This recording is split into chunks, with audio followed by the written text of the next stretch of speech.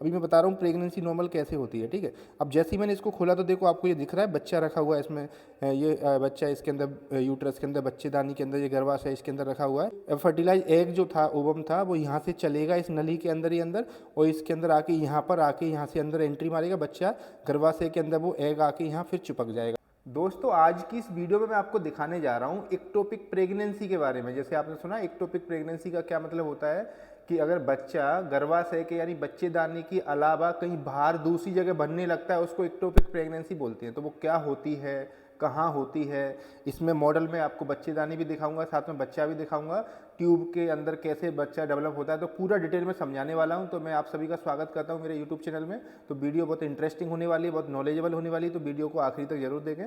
तो अब मैं आपको बताना चाहूँगा कि एक्टोपिक प्रेगनेंसी क्या होता है। पहले थोड़ा सा बताता हूँ इसके बारे में कि जैसे नॉर्मली आपको मालूम होगा कि जो बच्चा डेवलप होता है, यानी जो इंट्रा यूट्राइन लाइफ के अंदर, गर्भाशय के अंदर जो बच्चा डेवलप होता है, तो वो यूट्रस के अंदर होता है, यानी बच्चेदानी के अंदर वो बच्चा ग्रो करता है, 9 महीने तक बड़ा होता है। लेकिन कभी कभी क्या होता है, वो बच्चा दूसरी जगह बच्चेदानी के अलावा उसके अंदर, पेट के अंदर ही कहीं दूसरी जगह बड़ा होने लगता है।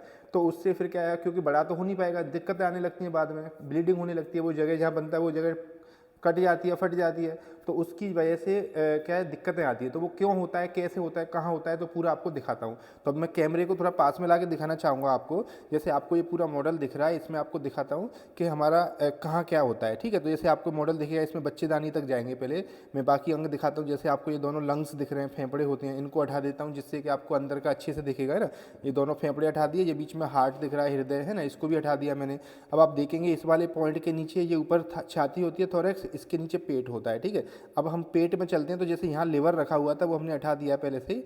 ये आपको आमाशय दिख रहा है, स्टमक, जैसे आपने सुना है कि जो स्टमक के अंदर एसिडिटी होती है, जो आमाशय होता है, ये होता है ना।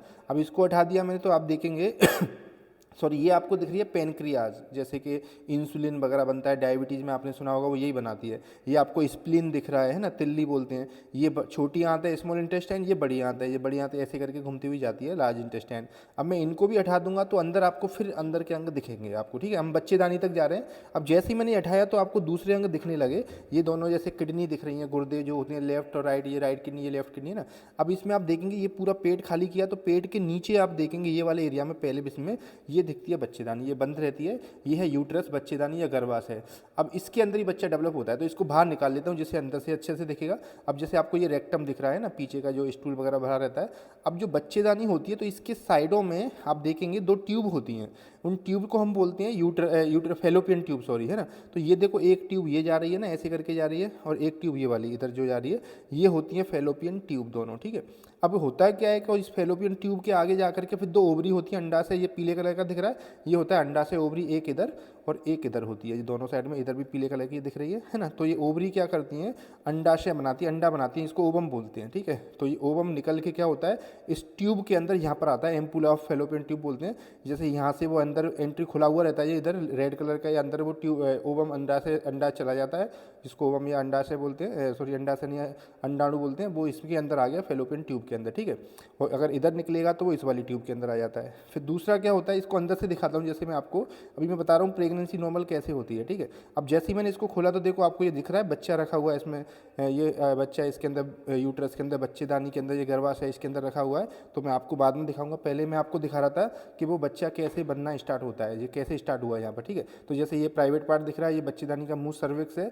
अब वो स्पर्म इधर से जो है मेल गैमेट्स आएंगे, वो इधर आ जाएंगे, ठीक है। अब यहाँ से आने के बाद में फिर वो जो है इधर चले जाते हैं इसके अंदर, जैसे कि जो विषाणु होते हैं ना, जैसे आपने सुना होगा स्पर्म बोलते हैं, वो यहाँ आ जाते हैं इसके अंदर, इधर से एंट्री मारे, फिर बच्चेदानी के अंदर से यहाँ चले जाते हैं, और इधर से मेल फीमेल का भी अंडाणु यहाँ आ गया।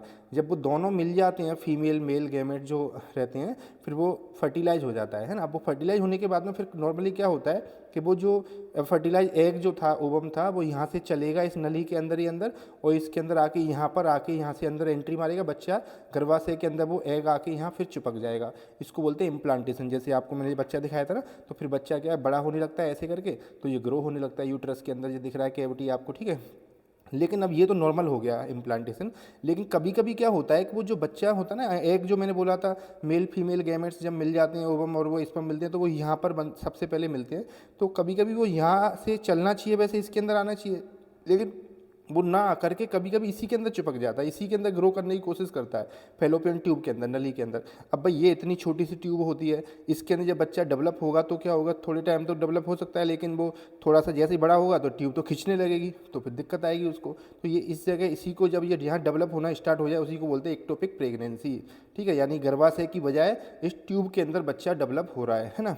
तो अब इससे क्या नुकसान होगा कि आगे चल के क्या होगा कि जब ये ज़्यादा बड़ा होगा तो ट्यूब फटेगी, इसमें से ब्लीडिंग होने लगेगी, है ना। और फीमेल के सिम्टम्स की बात करें तो पेट के अंदर नीचे दर्द होता है, इन्फ्लामेशन होता है, ब्लीडिंग हो सकती है उसको, है ना, क्योंकि ये ट्यूब फटती है। फिर इमरजेंसी में इसका ऑपरेशन भी करना पड़ता है, क्योंकि वो ग्रोथ होगा तो फिर तो दिक्कत आएगी ना, ब्लीडिंग अंदर ही अंदर खून बहता रहेगा तो दिक्कत आ जाएगी फीमेल को। तो फिर इसको इसमें से ओपन करके इसको निकालना पड़ता है, ठीक है। अगर मान लो एक्टोपिक प्रेगनेंसी किसी को स्टार्टिंग में पता चलेगा तो कुछ कुछ इंजेक्शन वगैरह से भी इसको पास कर क्लियर कर सकते हैं, लेकिन अगर थोड़ा बड़ा हो गया तो फिर ऑपरेशन करना पड़ता है ना। अब दूसरा पॉइंट होता है एक्टोपिक प्रेगनेंसी, तो समझ में आ गया, लेकिन ये इसके अलावा भी और भी कई जगह बन सकता है कभी कभी, लेकिन सबसे ज़्यादा तो इसी के अंदर बनता है। लेकिन कुछ पर जैसे 95% तो यहीं पर एक्टोपिक प्रेगनेंसी होती है, इस ट्यूब के अंदर ही बच्चा ग्रो करने लगता है। लेकिन कुछ केस में देखने को मिलता है कि वो जो है ना इधर के बजाय यहाँ ओवरी के ऊपर आके यहाँ डेवलप हो जाता है, यहाँ चिपक जाता है वो अंडा और फिर यहाँ बड़ा होने लगता है। किसी किसी में यहाँ से इधर, क्योंकि ये जैसे यहाँ लगा रहता है ना तो पेट भी रहता है, तो कभी कभी वो पेट में भी आकर के कहीं कहीं ग्रोथ होने का लगता है, ठीक है। अच्छा, कभी कभी क्या होता है वो यहाँ से तो बच्चादानी के भी अंदर आ जाता है, और बच्चेदानी के अंदर भी आके, ये बच्चेदानी का मुंह होता है, सर्विक्स जो बोलते हैं,